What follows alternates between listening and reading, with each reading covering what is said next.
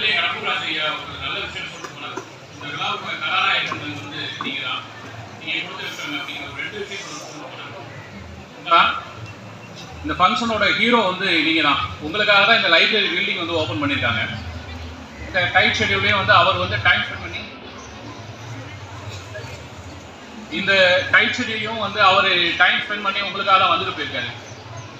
So விழாவோட நாயகர்கள் வந்து நீங்க தான். இந்த லைப்ரரி உங்களுக்காக தான் ஓப்பன் பண்ணியிருக்காங்க. கொஞ்ச நாளைக்கு முன்னாடி உங்களை மாதிரி ஒரு புத்திசாலி மாணவன் என்கிட்ட ஒரு கேள்வி கேட்டான். நீங்களாம் புத்திசாலிகள் தானே? புத்திசாலிகள் தானே? புத்திசாலிகள் தானே? உங்களை போல ஒரு புத்திசாலி மாணவன் என்கிட்ட ஒரு கேள்வி கேட்டான். ஏற்கனவே நான் வந்து கிளாஸ்ல வந்து தமிழ் படிக்கிறேன், இங்கிலீஷ் படிக்கிறேன், சயின்ஸ் படிச்சுட்டு இருக்கிறேன், எக்ஸ்ட்ராவா நான் ஏன் லைப்ரரியில் போய் படிக்கணும் அப்படின்னு கேட்டான். நான் ஒரு பதில் சொன்னேன் அவருக்கு. அந்த பதிலை இங்கே நானும் சொல்றேன், உங்களுக்கு சொல்றேன். நீங்க வீட்டில் இருக்கீங்க, அம்மா சமையல் பண்றாங்க, உங்க ஒவ்வொருத்தருக்கும் ஒவ்வொரு டிஷ் பிடிக்கும். ஒருத்தருக்கு பிரியாணி பிடிக்கும், ஒருத்தருக்கு நூடுல்ஸ் பிடிக்கும் இல்லையா? ஒவ்வொருத்தருக்கும் ஒவ்வொரு உணவு பிடிக்கும் இல்லையா? அம்மாவில் ஒவ்வொருத்தருக்கும் ஒவ்வொரு உணவு சமைச்சு கொடுக்க முடியுமா? வீட்டில் 5 பேர் இருந்தால் 5 பேருக்கு 5 விதமான உணவுகள் பிடிக்கும். ஆனால் அம்மாவில் 5 பேருக்கும் டெய்லி வந்து 5 டிஷ் செஞ்சு தர முடியாது. அப்போ என்ன பண்ணுவாங்க, அம்மா வந்து ஒரே காமன் டிஷ் தான். சில நாட்களில் உப்புமா இருக்கும், நம்மளுக்கு பிடிக்காது. சில நாட்களில் தோசை இருக்கும், நம்மளுக்கு பிடிக்காது. இருந்தாலும் சாப்பிட்டு தான் ஆகணும். எதுக்காக சாப்பிட்றோம் அப்படின்னா, நம்மளுக்கு உடம்புக்கு தெம்பு வேணும் இல்லையா? அதுக்காக சாப்பிட்றோம். அது மாதிரி தான் நம்ம படிக்கிற காமன் சப்ஜெக்ட்ஸ் எல்லாமே வந்து நம்மளோட மைண்டு, நம்மளோட மூளையை வந்து, நம்ம மூளையோட அடித்தளத்தை வந்து சரி பண்றதுக்காக பொதுவான சில விஷயங்களை வச்சு ஒரு கல்வி முறை வந்து ஃபார்ம் பண்ணியிருக்காங்க. ஸோ அந்த புத்தகங்கள் மூலமா நம்மளுக்கு கிடைக்கிற அறிவு வந்து நமக்கு ஒரு பேஸ்மெண்ட்டை வந்து கிரியேட் பண்ணி தரும். இந்த பேஸ்மெண்ட்க்கு மேல இப்ப சில நாட்கள்ல வந்து நம்மளுக்கு வந்து பிரியாணி சாப்பிடணும்னு தோணுச்சுன்னா நம்ம என்ன பண்ணுவோம்? ஹோட்டலுக்கு போவோம், பிரியாணி சாப்பிடுவோம். கரெக்டா? அதே மாதிரி தான் இப்ப நம்ம அறிவு, நம்மளுக்கு வந்து இந்த 5 சப்ஜெக்ட்ல ஒரு நல்ல அறிவு, ஒரு பேஸ்மெண்ட் வந்து நம்மளுக்கு கிடைச்சிருச்சு. இதுக்கு அடுத்து நம்மளுக்கு இன்னும் கொஞ்சம் அறிவு தேவைப்படுது. நம்மளுக்கு பிடிச்ச ஒரு விஷயத்தை பத்தி படிக்கணும். ஒரு சிலருக்கு வந்து தமிழ் இலக்கியம் பிடிக்கும், ஒரு சிலருக்கு வந்து அறிவியல் சார்ந்த ஆய்வுகள் பத்தி படிக்கிறதுக்கு பிடிக்கும், ஒரு சிலருக்கு கதைகள் படிக்கிறதுக்கு பிடிக்கும். இந்த மாதிரியான விஷயங்களா தெரிஞ்சுக்கணும் அப்படிங்கிறதுக்காக தான் வந்து நம்ம வந்து லைப்ரரிக்கு போறோம். பள்ளிக்கு வெளியே உள்ள புத்தகங்கள், நல்ல புத்தகங்களை வாங்கி நம்ம படிக்கிறோம். சரியா? சரி, எதுக்கு படிக்கணும்? நம்ம அறிவு வளர்றதுக்கு படிக்கணும். சரி, நம்ம அறிவு எதுக்கு வளரணும் அப்படின்னு கேட்டா, நீங்களாம் மாடு பார்த்துருக்கீங்கல்ல? மாடை ஒரு கயிறுல கட்டி வச்சிருப்பாங்க. கரெக்டா? கரெக்டா? ஒரு மரத்துல ஒரு மாடை வந்து கயிறுல கட்டி வச்சிருப்பாங்க. அந்த கயிறு வந்து எந்த அளவுக்கு போகுதோ அந்த அளவுக்கு தான் மாடால புற்களை வந்து மேய முடியும். அந்த கயிறோட நீளத்தை தாண்டி அந்த மாடால போக முடியாது. சரிதானே? அந்த கயிறு தான் நம்மளோட அறிவு, அந்த மாடு தான் நம்ம. இப்ப யோசிச்சு பாருங்க, அந்த கயிறு நீளமாக நீளமாக நம்மளால நிறைய விஷயங்களை கைக்கொள்ள முடியும். சரியா? அந்த கயிறு நீளமாகணும், அதாவது அந்த கயிறுங்கிற அறிவு நீளமாகணும் அப்படின்னா நம்ம நிறைய வாசிக்கணும், நிறைய புத்தகங்களை வாசிக்கணும். நிறைய புத்தகங்கள் வாசிக்க வாசிக்க நம்மளோட அறிவு வந்து வளப்படும். அறிவு வளப்படுறப்ப நம்மளால நிறைய விஷயங்களை வந்து கைக்கொள்ள முடியும், நிறைய விஷயங்களை வந்து சக்சஸ் பண்ண முடியும். அதுக்காக தான் வந்து புத்தகங்கள் படிக்கணும் அப்படின்னு சொல்றாங்க. இல்லை, ரொம்ப டல்லா இருக்கீங்க. ஒரு கதை கேட்கலாமா? கேட்கலாமா? ஞானசம்பந்தன் ஐயா ஒரு பேச்சாளர், அவர் வந்து ஒரு சின்ன கதை சொல்லுவார். இலக்கியமோ புத்தகமோ எதுக்காக படிக்கணும் அப்படிங்கிறதுக்கு ஒரு கதை சொல்லுவார். ஒரு கணவன் மனைவி இருக்காங்க. கணவனுக்கு வந்து அறிவே கிடையாது அப்படிங்கிறது மனைவியோட எண்ணம். கணவன் வந்து ஒரு தத்தி அப்படிங்கிற மாதிரி அந்த மனைவி வந்து நினைச்சிட்டு இருக்கிறாங்க. எந்த வேலையை சொன்னாலும் அவர் தப்பா தான் செய்வார். எந்த வேலையை சொன்னாலும் தப்பா தான் செய்வார். ஒரு நாள் அந்த ஊருக்கு வந்து ஒரு பெரியவர் வராரு. அவர் வந்து சொற்பொழிவு நிறுத்தத்துக்காக வராரு, நிறைய விஷயங்கள் சொல்றதுக்காக வராரு. அந்த மனைவி என்ன சொல்றாங்க, இந்த மாதிரி உனக்கு அறிவே கிடையாது, கணவனை கூப்பிட்டு உனக்கு அறிவே கிடையாது, போய் டெய்லி ஒரு 7 நாள் அந்த சொற்பொழிவு நடக்குது, அந்த 7 நாளும் நீ போய் அந்த சொற்பொழிவுல வந்து கலந்துக்கிட்டு அவர் என்ன சொல்றாரோ அதன் மூலமா உன்னோட அறிவை பெருக்கிட்டு வாங்க அப்படின்னு சொல்லி அனுப்பிச்சு விடுறாங்க. அவரும் போறாரு. டெய்லி சாயந்தரம் 7 மணிக்கு சொற்பொழிவு ஆரம்பிக்கும், 9 மணி வரைக்கும் சொற்பொழிவு இருக்கும். 2 மணி நேரம் உள்ள உட்காந்துருப்பாரு. நைட்டு 10 மணிக்கு வீட்டுக்கு வருவாரு.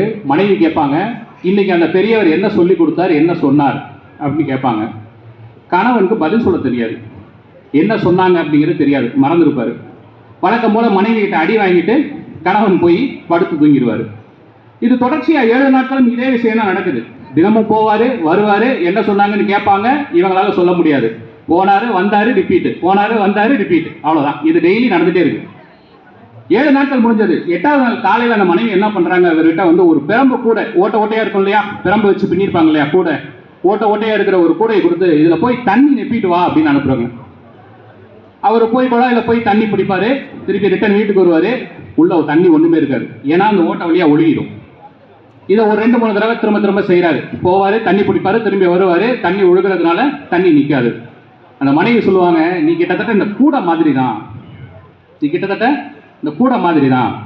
எவ்வளவோ விஷயங்கள், எவ்வளவோ நல்ல விஷயங்கள் அந்த பெரியவர் உனக்கு சொல்லியும் உன்னால எந்த விஷயத்தையும் வந்து தேக்கி வைக்க முடியல. இந்த ஓட்ட கூட மாதிரி நீ வாங்கிட்டு வர அறிவெல்லாம் வழியிலே உழுந்துட்டு வந்துடுற, வீட்டுக்கு வரப்ப முட்டாளா தான் வர்ற அப்படின்னு சொல்றாரு. கணவன் சொல்றாரு, இல்ல இல்ல, இந்த கூடையை நான் எடுத்துட்டு போறப்ப இந்த கூடை எவ்வளவு அழுக்கா இருந்தது, இந்த கூடையை நான் வீட்டுல இருந்து எடுத்துட்டு போறப்ப எவ்வளவு அழுக்கா இருந்தது. ஆனா இப்ப இந்த கூடை வந்து எவ்வளவு சுத்தமா இருக்கு பாரு. நான் போயிட்டு தண்ணி குடிச்சிட்டு திரும்பி வர்றப்ப இந்த கூடை வந்து எவ்வளவு சுத்தமா இருக்கு பாத்தியா. அது மாதிரிதான் நான் கேட்ட அந்த இலக்கியங்கள், சொற்பொழிவுகள் எல்லாமே வந்து என் அக மனசை வந்து சுத்தம் பண்ணிருச்சு, என் அக மனசுல உள்ள அழுக்க எல்லாத்தையும் வந்து போக்கிடுச்சு அப்படின்னு சொல்லியிருக்காரு. நண்பர்களே, நம்ம வந்து புத்தகம் வாசிக்கிறதுக்கான முதல் பயன் வந்து இதுதான். நம்ம அகத்தில் உள்ள இருள் தொலைஞ்சு போயிடும். புத்தகம் வாசிக்க வாசிக்க நம்ம அறிவுங்கிற விளக்கு அதிகமாக அதிகமாக, விளக்கின் ஒளி அதிகமாக அதிகமாக நம்ம அகத்துல உள்ள இருள் வந்து தொலைஞ்சு போயிடும். அதற்காக தான் வந்து புத்தகங்கள் வாசிக்கணும் அப்படின்னு சொல்றாங்க.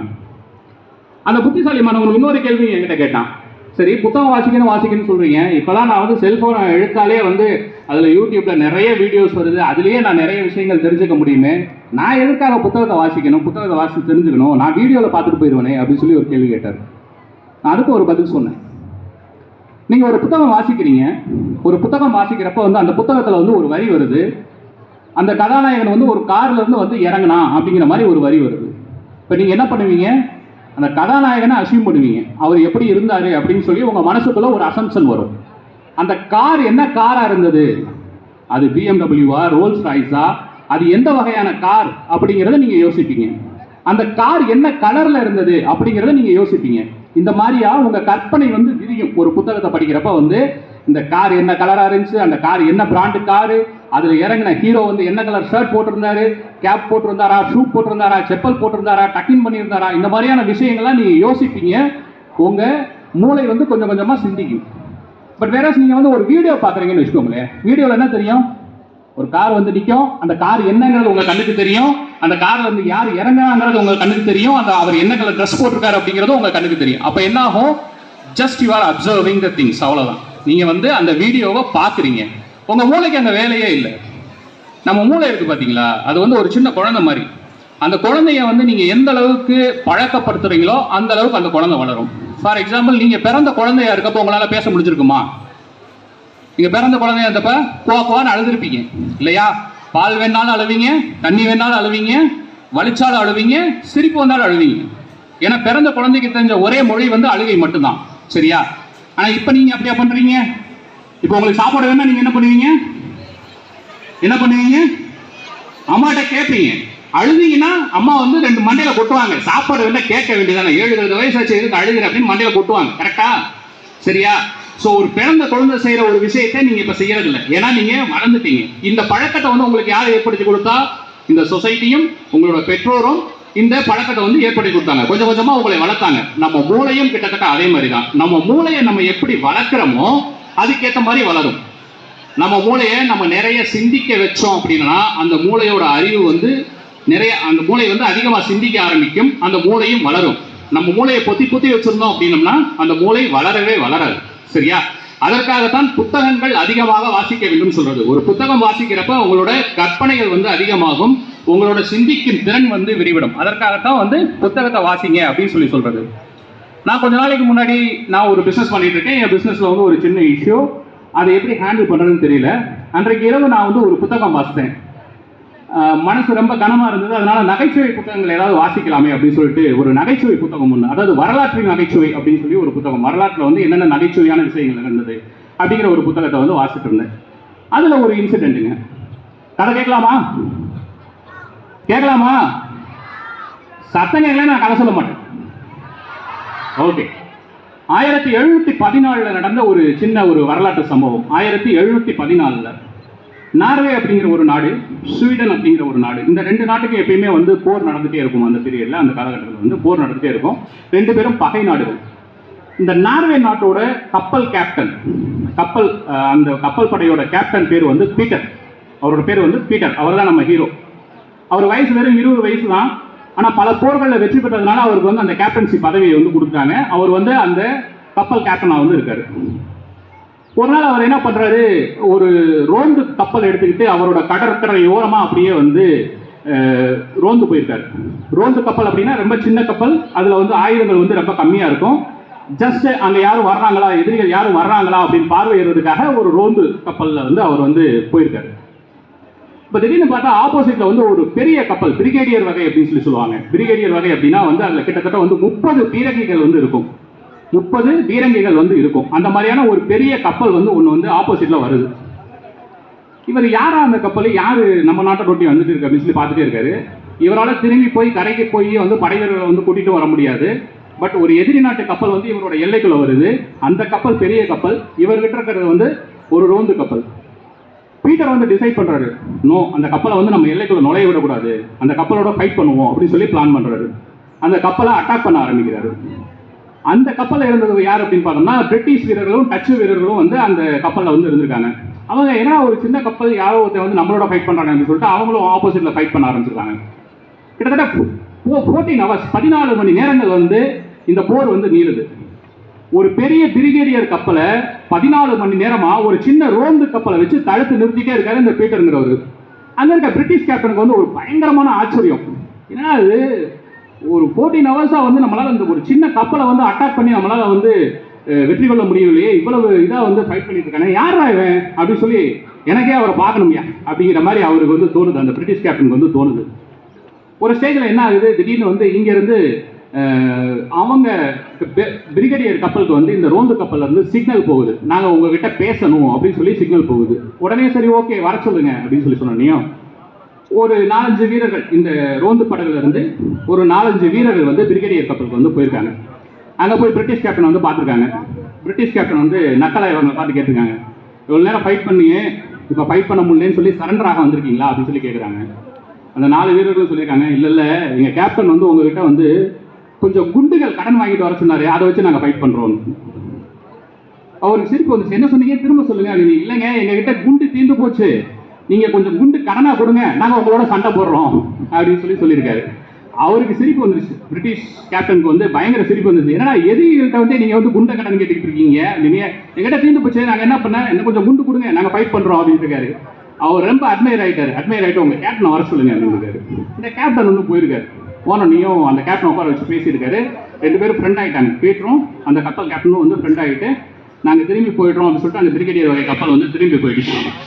இந்த விஷயம் நார்வே நாட்டோட அரசனுக்கு வந்து தெரிஞ்சோடனே அவர் என்ன பண்றாரு, பீட்டரை கூப்பிட்டு, ஏன்னா நீ போய் மானத்தை அடகு வச்சு வந்திருக்க, போய் எதிர் நாட்டில் போய் கடன் கேட்டிருக்கே, உனக்கு ஏதாவது அறிவு இருக்கா அப்படின்னு சொல்லிட்டு இவரை வந்து ப்ரமோட் பண்ணிட்டாரு. கப்பல் கேப்டன் பதவியில இருந்து நீக்கிட்டாரு. இது நடந்து கிட்டத்தட்ட ஒரு 13 மாதங்கள் கழிச்சு ஒரு 30 கப்பல்கள், 30 பிரிகேடியர் வகை கப்பல்கள் வந்து நார்வே நாட்டின் மேல வந்து படையெடுத்து வராங்க. யாருக்குமே என்ன பண்றதுன்னு தெரியல. இந்த கப்பலை எப்படி ஃபேஸ் பண்றது, அவங்களோட எப்படி ஃபைட் பண்றது அப்படிங்கிற விஷயம் வந்து தெரியல. அப்போ அவர் என்ன பண்றாரு, பீட்டரை திரும்ப கூப்பிடுறாரு. பீட்டர், நீங்க தான் வந்து இந்த கேப்டன்சி எடுத்துக்கணும், வேற வழி இல்லை, உங்களுக்கு ஏற்கனவே வந்து அனுபவம் இருக்கு, அதனால இந்த கப்பல்களை எதிர்த்து போடுற அந்த கேப்டன்சியை வந்து நீங்க எடுத்துக்கோங்க அப்படிங்கிற மாதிரி கேட்கிறாரு. சரி ஓகே அப்படின்னு சொல்லிட்டு இவரும் வந்து அந்த போஸ்ட் எடுத்துட்டு அந்த 14 மணி நேரம் ஒரே ஒரு கப்பலை வச்சு அந்த பிரிகேடியர் வகை கப்பலை வந்து அவர் ஹேண்டில் பண்ணதுனால அந்த அனுபவத்தின் மூலமாக வந்து இந்த 30 கப்பல்களையும் வந்து அவர் வந்து வெற்றி கொண்டு அந்த 30 கப்பல்களையும் வந்து அவரோட நாட்டுக்கு கொண்டு வந்துட்டாரு. ஸோ இந்த விஷயம் படிச்சோன்னே எனக்கு ஒரு தோணுச்சு, என்ன அப்படின்னா நம்ம வாழ்க்கையில் நடக்கிற எந்த விஷயங்களும் எந்த ஒரு சின்ன அனுபவமும் வந்து வேஸ்டா போறது கிடையாது. அன்னைக்கு அந்த நிமிஷம் அது வந்து வேஸ்டா போயிருக்கலாம். பட் நம்மளோட பாஸ்ட் நடந்த சில விஷயங்களை வந்து நம்ம எப்படி இந்த கரண்ட் சிச்சுவேஷன் நம்ம யூஸ் பண்ணிக்கிறோமோ அதை பொறுத்து நம்மளால சக்சஸ் பண்ண முடியும்னு தோணுச்சு. அது எனக்கு ஒரு பெரிய ஒரு படிப்பினையா இருந்தது. ஸோ இந்த மாதிரியான விஷயங்கள் வந்து நம்ம வந்து புத்தகம் படிக்கிறது மூலமா தான் தெரிஞ்சுக்க முடியும். ஏன்னா நான் 1717 நான் பிறந்ததே கிடையாது. 1717 நான்